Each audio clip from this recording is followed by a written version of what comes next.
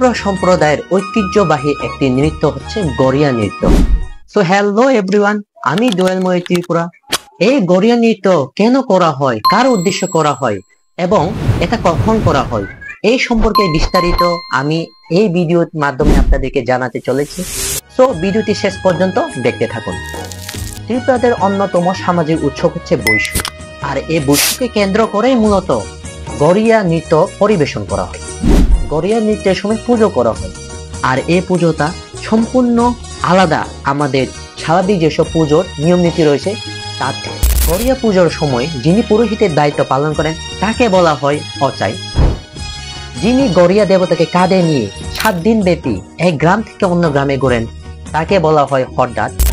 আর যিনি পুরোহিতের সহকারী হিসেবে দায়িত্ব পালন করেন তাকে বলা হয় তামছড়াই। এবং এই গরিয়া নৃত্যের অন্য সকল সদস্যদের একটা নিয়ম শৃঙ্খলার মধ্য দিয়ে পরিচালনা করার জন্য যিনি থাকেন তিনি হচ্ছেন সিপাই। প্রতি বছর হারি বৈশুর সন্ধ্যা থেকে গরিয়া দেবতাকে নিয়ে গ্রামে গ্রামে প্রতিটি বাড়িতে যাওয়া হয়।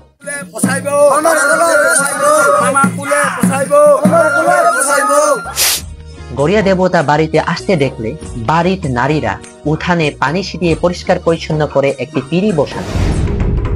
নৃত্য শুরু করে দেন নৃত্যশিল্পীরা। নৃত্যশিল্পীরা প্রথম থেকে নৃত্য পরিবেশন করেন এবং 22তম মুদ্রা পর্যন্ত ওনারা নৃত্য পরিবেশন করেন, যদিও সব জায়গায় এই 22টা মুদ্রা পরিবেশন করা হয় না। পরিবেশন শেষে পরিবারের কর্তা, পরিবারের গৃহিণী এবং বাকি সকল সদস্যরা গরিয়া দেবতাকে প্রণাম করেন ধূপ দ্বীপ জ্বালিয়ে।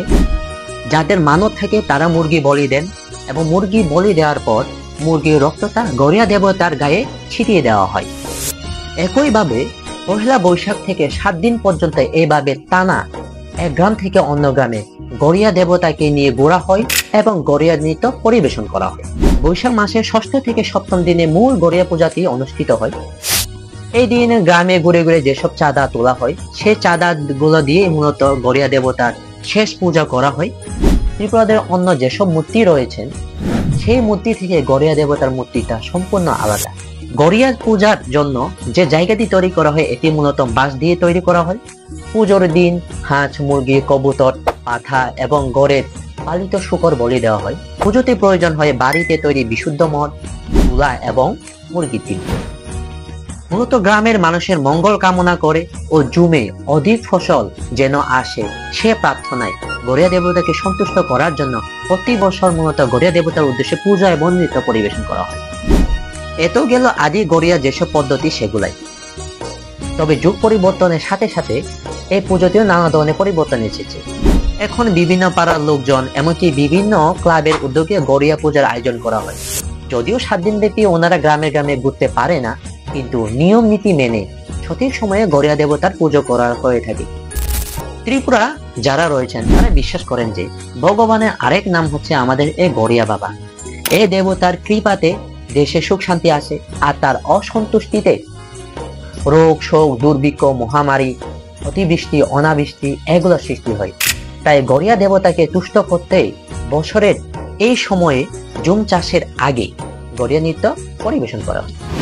পার্বত্য চট্টগ্রামে 3 পাহাড়ের মধ্যে খাগড়াছড়িতে অধিক পরিমাণে এই গরিয়া পূজাটা পরিলক্ষিত হয়। এই উদযাপনের মধ্য দিয়ে আমাদের যারা ইয়াং জেনারেশন রয়েছেন তারা আমাদের ত্রিপুরাদের ঐতিহ্য, সংস্কৃতি এবং কৃষ্টি সম্পর্কে সম্যক ধারণা লাভ করে এবং এই অনুষ্ঠানের মধ্য দিয়ে একটা সামাজিক মেলবন্ধনের সৃষ্টি হয়। পরিশেষে নদীতে গরিয়া দেবতার বিসর্জনের মধ্য দিয়ে শেষ হয় ত্রিপুরাদের সপ্তাহব্যাপী এই বৈশু উৎসব। তো আজকে এতটুকুই। জানি না কতটুকু আপনারা জানতে পেরেছেন বা আমি কতটুকু কভার করতে পেরেছি এই ভিডিওর মাধ্যমে। যদি কোনো ভুল ত্রুটি থাকে তাহলে অবশ্যই আপনার মূল্যবান মন্তব্য দিয়ে যাবেন, যেন পরবর্তীতে আমি এইসব ভিডিও বানানোর ক্ষেত্রে আরো বেশি সতর্কতা অবলম্বন করি। তো দেখা হবে নতুন কোনো ভিডিওতে নতুন কোনো টপিক নিয়ে। ততদিন পর্যন্ত সবাই সুস্থ থাকবেন, ভালো থাকবেন। খুনকা যত্ন।